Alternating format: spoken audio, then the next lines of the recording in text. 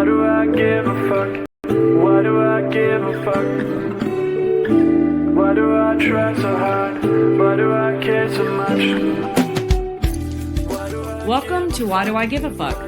A cross-cultural conversation between myself, Diane Tate, and Johanna Thompson. In these times of great struggle and possible shift, we ask ourselves, why do we give a fuck about any of it? How does the lens we see the world through impact what we see? And what do we do about it? Hello, Diane. How are you? Hello. How are you? I'm all right. I'm okay. Good. I don't want to lose track. I am giving AF about something, though. Like, seriously, that's on my mind. And this is my Caribbean. I don't want to lose track about what's going on in Jamaica, but not only Jamaica, but in the Caribbean waters, that we haven't gotten the opportunity to be talking about this narrative, this manufactured consent of the U.S. bullying its way into the Caribbean waters and targeting Venezuela, wanting to take control of Venezuela. We already know that Trump started to talk about, renaming the Gulf of Mexico and wanting to incorporate Canada into U.S. territory.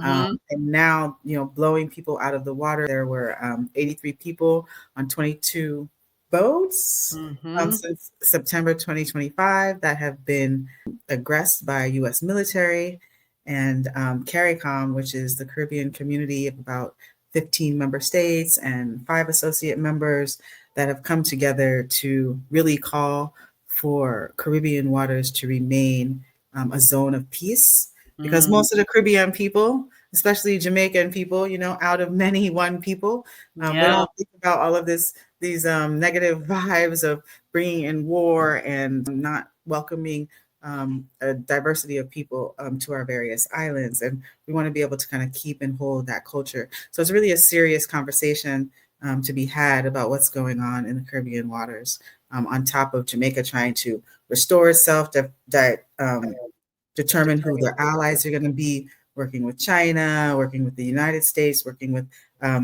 Canada, working with Britain or the UK on supporting like the rebuilding of the island at this time. And so, we got to talk about when superpowers are becoming less of a superpower, and then they start to like strike out at different places to try to maintain their positionality. So, have you heard about any of these that's going on? What are your thoughts about it? Oh, so much. I mean, it is. The whole watching all of it happen. It's like once you understand that there's a story being told, it's like a play being written in front of your eyes. Once you understand that, it becomes a little easier to parse through what you're hearing and really kind of see the focus. But I remember a time in my life where I didn't hone in on those messages. And so that's probably been a very different experience for you than it has been for me. Maybe not, but. Well, as a U.S. person, most of the information that we get is some type of manufactured consent, right? Helping us to going along with different war. And then those of us who know the impacts of some of the harm, that's when you see us getting in the streets, stepping out, talking against some of the policies of the U.S. Puts throughout the globe. So we wanted to talk about manufacturing consent today because it feels like there are so many examples of it right now. I mean, they're, like you said, as a USian, everything that we're told is in the service to manufacturing consent, and I'm definitely learning how to unpack that more. But just in recent months, and certainly, I mean, we haven't even been a year with this president at this point, and so certainly pretty much the entire time he's been in office, and even before that, when he was in office the first time, manufacturing consent was definitely something that he weaponizes on the regular. And I know that we've been watching pretty closely, as you mentioned, the boats that have been blown up and the 83 people that have died as a result in the Caribbean waters. And I want to say out loud, those are international waters. So these are war crimes that are happening when, it doesn't matter that he says he thinks that they're all narco traffickers. It doesn't matter that he says that Pete Hegseth, who is our Secretary of War, doesn't matter what they say. They are executing people without cause, without trial, without probable anything, without no justification whatsoever in international waters, which no country in this world is allowed to do. Whether or not they'll, huh? Can you imagine as much drugs and guns as the U.S.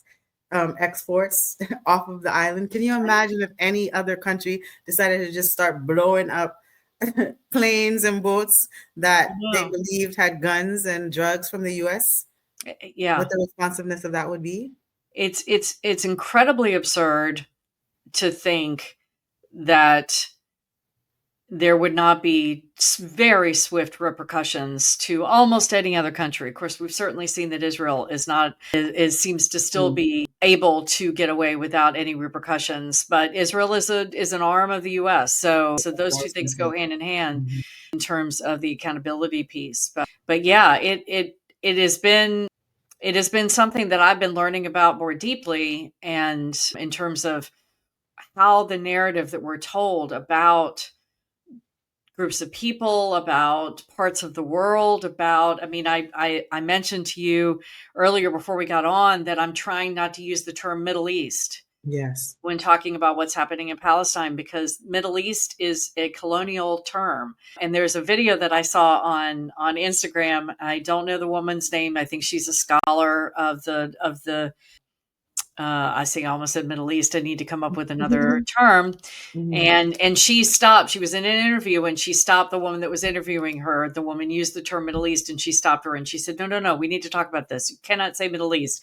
It's middle to whom? Middle. It's all based on the British mindset of how that part of the world is organized. And so there's just so many. I mean, we will never get to the bottom of the well of these types of narratives and stories that cause us as a USian public, but then also as a global citizen, causes us to explain away and justify the brutality and weaponization against other humans on the planet for whatever reason, serve whatever purpose. Anti-blackness. And even if you don't identify as Black, it's just anything that's non-white is seen as Middle Eastern, outside of Western civilizations, ideologies. And those are the things that are like super harmful, especially when a majority of the globe is non-white, right? The percentages of actual people that exists across the globe is like 89 to 90 something percent of non-whiteness that exists. You think that's changing though? I have hope that, especially, that's one of the things that I keep hearing Palestinian folks say, and folks that are in support of Palestine, is that Palestine is waking the world up. That the last 2 years have opened up this awareness to the globe about this weaponization of manufacturing consent. And because, what's happening in Palestine is another example of it. And you mentioned the boats, but I'm curious if you think that, if that's really, is it changing, or does it just feel like it's changing because my algorithm says it is? I don't know. I think that there is a lot of suspended animation of disbelief of, white supremacy and anti-Blackness. And I don't think that people are naming and calling exactly what it is. Like, calling the how does it say? The kettle black? Not calling the kettle black. Yeah. But sure, and I that's think based on racism too somewhere. That's saying. But this is like a US tactic. Like if you're thinking about like the history of the development of the United States, all of it came from manufactured consent, even from beginning with Manifest Destiny. Like we are destined to come and control and take over this land and this territory. And then for all of the world wars, all of this like they were anti-German, they were anti-Irish, and there was all of these negative narratives. Like Black and indigenous people weren't even considered in that conversation. So other Right.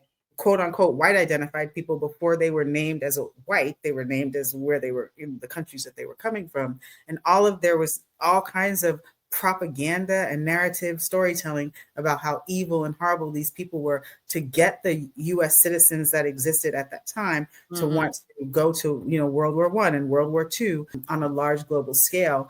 And so the US is really, really good at that. And now we're seeing that they're using the same exact tactic to take on smaller countries and smaller islands in the Caribbean with a lot of resources. We're also seeing that on the continent of Africa, the unification of a lot of the African nations coming together and saying that we're not going to allow this colonialism, we're not going to allow these narratives to continue. And I do think that Palestine has allowed the world to be in consideration of folks that are not always subscribing to manufactured consent and subscribing to these narratives, because now their technology is allowing more voice to be heard against Western civilization and all of these things. And the data is aggregating that all of the lies that are coming out of white supremacy and things like that. So there's more of a challenge because we have more resources to challenge it. Right. Like right now, they're saying there's a ceasefire, but yet they've killed almost 900 people since the ceasefire began. And so none of it is real, and for those of you who maybe haven't heard manufacturing consent, that term before, as I came to understand it, it was just, what is the story that's being told to me that somewhere in my brain gives me permission to believe that the story justifies somebody being harmed in one way, shape, or form, or justifies somebody doing something to someone else, whether it's a nation state or it's a government to its people or it's a government to somebody else's people.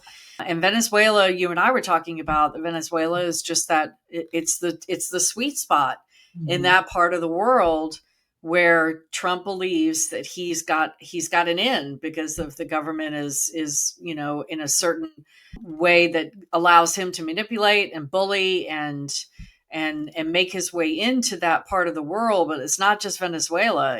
He sees, but the story to manufacture consent is they're drug dealers, they're narco traffickers. That's their favorite term. I can't even believe you can pronounce it. And that's the justification for blowing up these boats, that he has no idea who's in them. He has no idea why they're out in international waters, because it's none of his business, quite frankly. And yet that's the story that he keeps telling, which then to us in the US and others around the world that might be watching the narrative, the story that he's pushing and that his government is pushing, they're saying, look, we're doing a good thing. We're trying to stop drugs from coming into the country. And isn't that a good thing? So just turn your head away from the 83 people that we've killed extrajudiciously. Just pay no attention to the man behind the curtain. And the consent comes from us as the people that are taking in the story. The consent comes from us. So either we consent by being quiet and letting it keep happening with no outcry and no attempt at repercussion or accountability, or we don't. And, that's why so many people that are like, oh, I don't know, Palestine is complicated. There's two sides. This needs to be, it's like, it's not two. It's either it's a genocide or it's not. And if you're quiet about it, then that means you're okay with genocide. And so it just, and that I think the reason why that's so hard to get through people's heads is because we've had generations after generation after generation, nay, the entire history of this country, the US, and then others, under this guise of manufactured consent. We're so used to being told what to believe when it comes to justifying harm that that critical thinking skill is just not even there. And I would offer that because of this this ideology of like anti-Blackness. Is it an ideology? I don't want to call it that. It's just like, it's easy to have this manufactured consent be accepted because people are so often easy to accept these negative narratives about non-white people. it's easy to accept this narrative that out of Venezuela, out of Colombia, like I'm naming things just that we hear about on the news, out of Colombia, out of Mexico, as like nothing that comes out of those resources, their GDP is drugs, which is not the truth when we know that the largest demand and usage of drugs is like through the United States, like one of the biggest user. We consume most of all of the things, both good and bad, that comes with product from we are the consumers. We are that sandworm from Andor that comes up out of the sand and swallows everything. That is us. So, and most of the time we're the ones that are supplying the resources to allow, a lot of the product to be created, developed, and then transported back across the US. So that becomes because it's easy for people to accept these stories that there's negativity, badness, ugliness that is coming out of non-white communities, peoples, countries, nations. And so like checking in with that, being able to like visit and speak to and experience other people and other cultures and other narratives other than the ones that are coming out of the US for US's gain and sole opportunity to try to maintain its position of power across the globe. That's what we're really seeing when we see this type of manufactured consent. It's power.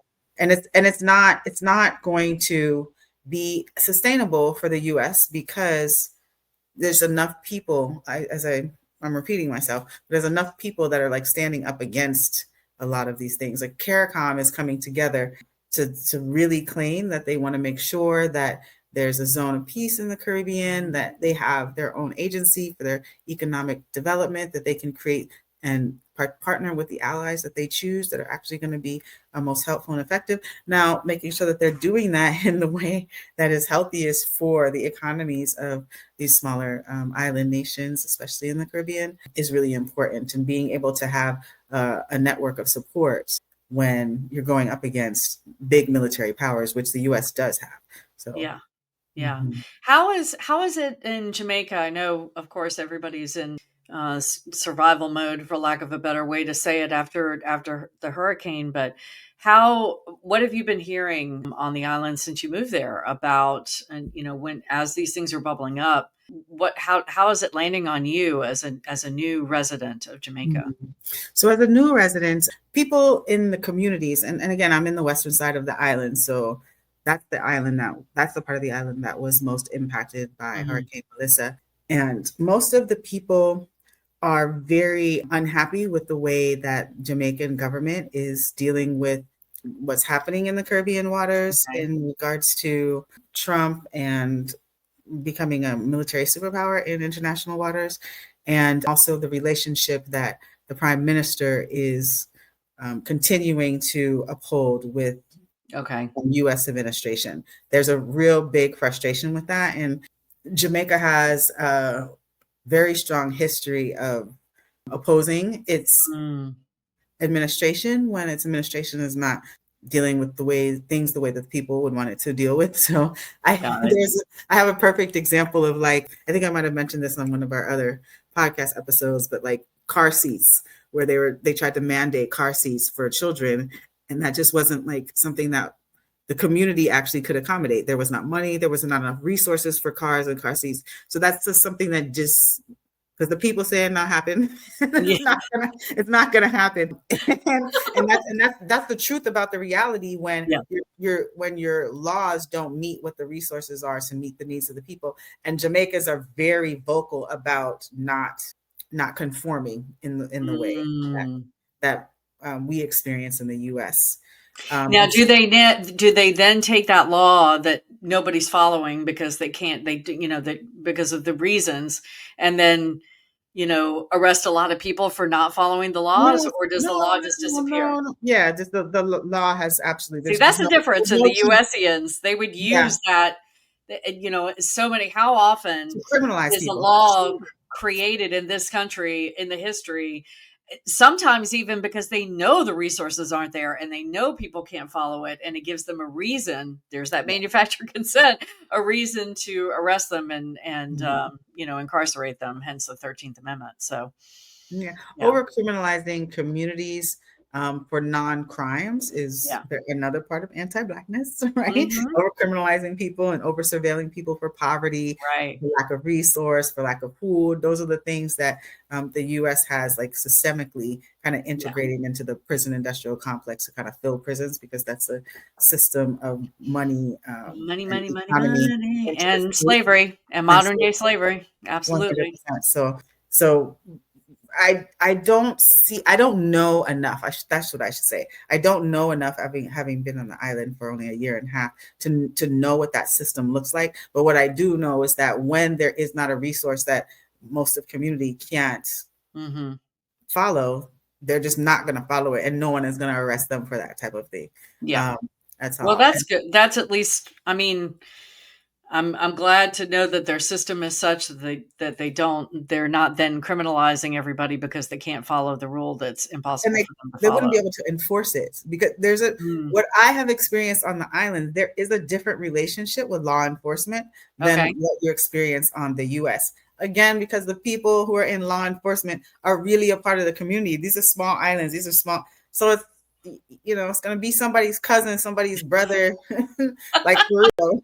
Yeah. Yeah. You know what I mean? So you dealing with this thing in a legal way, you're going home to your community, and your community is not scared of law enforcement in the same way. They're really not. Mhm. Mhm. It's I mean, the things that I've seen in Jamaica compared to like in the US, people like, why are you stopping me? That's like the, the get out the car and like, don't you, look a cuss out. Cuss out. Yeah. Before you actually get to dealing with whatever law is being broken. And then there's a conversation about what that is. It's like, you can challenge what has been said in some way, shape, or form. And so that it's a culturally different experience to like try to compare. Gotcha. Um, but what I do know is that the energy and the temperament of most people in Jamaica, if something doesn't seem to work for the people, for like the actual people, it's not going to go for it. It's going to be really hard to actually make it enforceable to anyone. Mm. Do Truthfully. you think that makes them, as a community, do you think it makes them less susceptible to a manufacturing consent manipulation? I believe that I've experienced and witnessed that community will create its own manufactured consents for different Mm. things, for just beliefs. Like there was a conversation that Melissa was manufactured, the hurricane was Oh, manufactured yeah. by Yeah. by the US Mhm. as a part of what's going on in the Caribbean, because Trump has put his eyes on the Caribbean. And so Mhm. if you wipe out half of one of like the major largest islands in the Caribbean, and you need resources, and then you have to develop some type of relationship with the US as one of the resources, with China as another huge resource. Mhm. Mhm. So a lot of like community in was talking about, they made this hurricane because we didn't have the same environmental impacts that happen when there's a major weather thing happen. It's just Oh, a okay. hurricane out of the blue that comes and wipes out the side of an island that typically doesn't. So that means that they were directing it in a specific way. So Mhm. that's the type of manufactured consent that's a little bit different. Than conspiracy theory or not Yeah, conspiracy. because that's a little more. I feel like manufactured consent. What makes it so is that there's a result that happens that a population of people or a community turns a blind eye to, or says it's okay to, whereas maybe normally they wouldn't. And so that to me feels different than an idea or a story or a narrative that's happening within a community about something specifically. But I don't Well, know, maybe I'm wrong. yeah, well, and there's two folds, because like not so much racism that you experience on the island of Jamaica, but lots of classism. Okay. Okay. Right? So a bit of it would be turning a blind eye to the fact that one of the most resourced areas of the island was purposely wiped out when it typically wouldn't be the targeted area, so that those that are in power can build these AI communities. What are they called? Smart cities. So Oh. that's like one of the things that's happened. And so Oh, that is okay. what the conversation is, because there has been like a, a constructive goal to do smart cities in Jamaica. And now Oh. one of the most beautiful parts of the island is wiped out. has been clear cut as they completely do in the clear-cut. US routinely. And it's Yeah. going to be really hard for, I mean, people know the land and they know their land, but it's going to be really hard without the papers to prove that that land is yours. And the government come in with, you know, their surveyors and say, this is not yours, this is ours now, or put, you know, taxes and things like that, that people are not going to be able to be Right. resourced to Right. come up with at this time. And so it'll be interesting to see what happens in that respect. Yeah, definitely. Definitely. Well, when we were talking about this topic, there were a couple of things that I wanted to share with folks, and you know, we love to tell you about books around here. So, so this book that I wanted to let folks know about is called Manufacturing Consent. It's by Edward S. Herman and Noam Chomsky. And if you're watching our podcast today, you can see there's a QR code that just popped up in the upper left corner, and you can scan that to order this book through Bookshop, or you can go to your library. I know that using your library card is always a very important thing to do to support local libraries. So, but this talks a lot about, well, the subtitle is The Political Economy of the Mass Media. And so it's got more of a USian framework, thinking about how the US media uses its 24-hour news cycle to manufacture consent within the USian citizenship. Absolutely. And so it'll And open mass your media eyes is for changing. sure. Hmm? And mass media is changing. The representation and how news is being told in the U.S. now is really following this path It of is. 2025. Yeah. Because it used to be that 2025. the news told you the news, and maybe even that's wrong to say that it used to be that. You know, there are many people that would say the media has always been a propaganda machine.